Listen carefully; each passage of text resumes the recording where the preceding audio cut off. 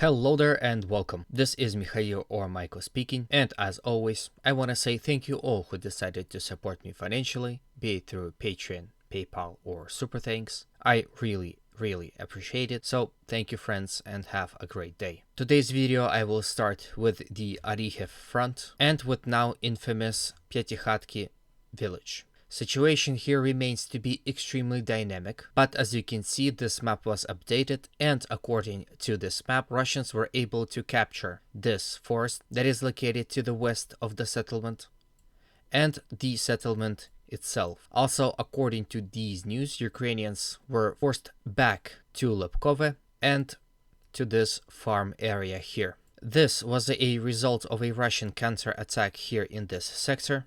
It would seem that first Russians captured this small forest and, just like Ukrainians a few days ago, used it to attack towards the settlement itself, thus taking it. Now, again, it is important to note that perhaps as I speak, Russians had already retreated from Pyatykhatky, but it is reported that at least once in the last 24 hours, Russians were able to gain control over the settlement. On the contrary, pro-Ukrainian sources are claiming a completely different picture. For example, they claim that not only they still control Pyatykhatky and this forest right here, they were actually successful attacking here in the general direction of Serebryansky, capturing some open fields, and as some Ukrainian sources report, came extremely close to the settlement. Now, as to which sources to believe, it is up to you. Once again, Ukrainians are denying the fact of a constant back and forth happening in this sector. It would seem they are claiming that settlement of Pyatykhatky has been captured 3 days ago and been captured for good. But again, the settlement has been in the gray zone for the most of this battle. Then from Pyatykhatky, let's move to the Arikhiv front. Here Ukrainians are continuously attacking in the direction of Dnisteryanka, from Novodanilovka in the direction of Rabotine, and from Malotokmachka towards Russian positions in between Rabotine and Verbove. According to most sources, they were unable to advance anywhere on this front line, lost several vehicles and tanks, and were forced to retreat. For example, here is a video of a Lancet suicide drone striking Ukrainian Leopard 2A6. Now, it doesn't seem like it damaged it very hard. However, this strike can at least put this tank out of battle for a few days.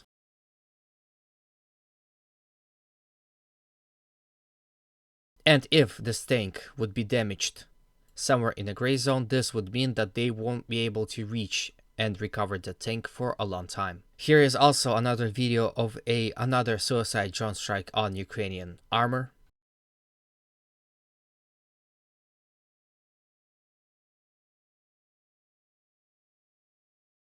Generally, this is the reality of war.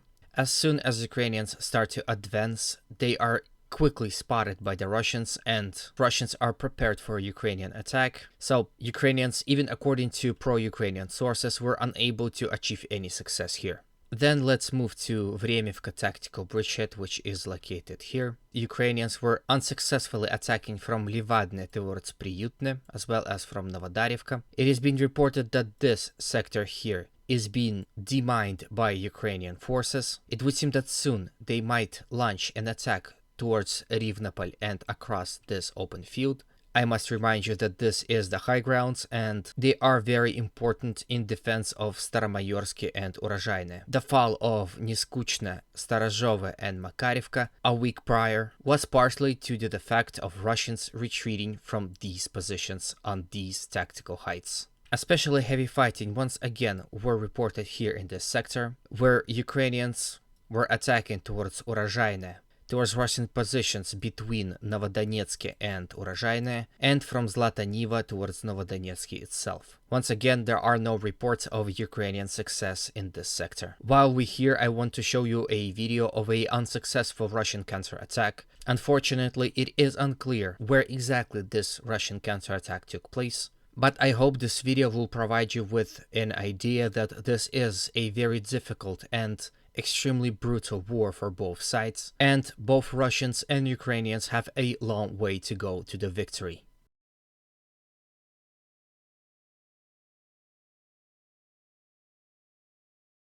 Then let's quickly touch situations all across the front line. Russians were conducting several military operations in Marinka, Pobeda, and Novomikhailivka. None of those attempts were successful. Then let's move to the Avdiivka front. Here Ukrainians are continuously and unsuccessfully were attacking Russians all across the front line. No success was reported here as well. Situation around Bakhmut or Artyomovsk remains somewhat the same. Ukrainian sources are claiming relative success of their attacks in the direction of Klishchiivka. This is the only place where they record at least any territorial gains. Then they were attacking towards Kurdyumovka unsuccessfully, Berkhivka, and Yagodne.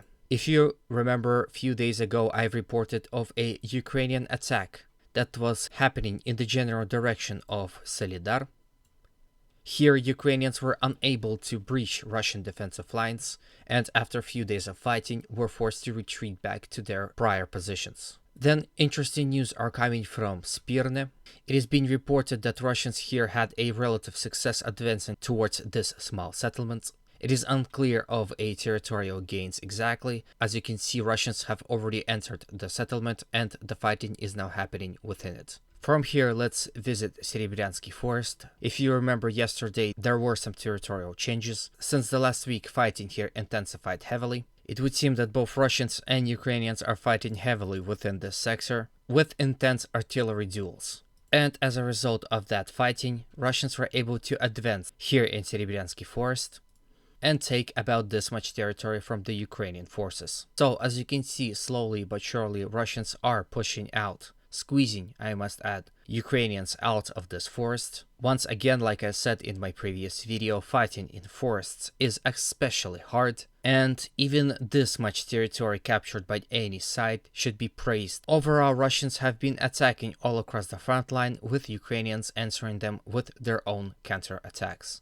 Then let's move to our last stop, which is Kupyansk front. Here, as a result of fierce fighting within the forest, located to the southwest of Liman Pershey, Russians were able to advance and capture a big chunk of territory. As you can see, most of the forest is being captured by the Russians. It is unclear whether Ukrainians still have any of their positions in what's left of this forest, or perhaps the rest of the forest is in the gray zone. However, if we zoom in, we can see that this is now very close to the Sinikivka village, and perhaps soon we should expect Russians attacking towards this settlement. Not only that, as you can see, Russians are getting extremely close to the Kupyansk city itself, which is a logistical hub for the Ukrainian forces all across this front line. As you can see, there is a road that leads to Dvorichne and a road that leads to all Ukrainian positions in this front. So all Ukrainian positions and all Ukrainian regiments that are located here in this area are supported and provided logistically by this road. And if Russians will successfully advance further on from this forest, they might as well cut off this road and complete a operational encirclement of Ukrainian forces in this sector. So this is the end of the video. I hope you liked it. If you did, please consider supporting it with a like, comment, and a subscription. As always, those actions help promoting this video to a wider audience, thus spreading the message. If you feel extra generous, please consider supporting me on Patreon. Thank you in advance. As always, humanity calls me to condemn all violence against human beings. Have a good day, and always remember, Russia will be free and great.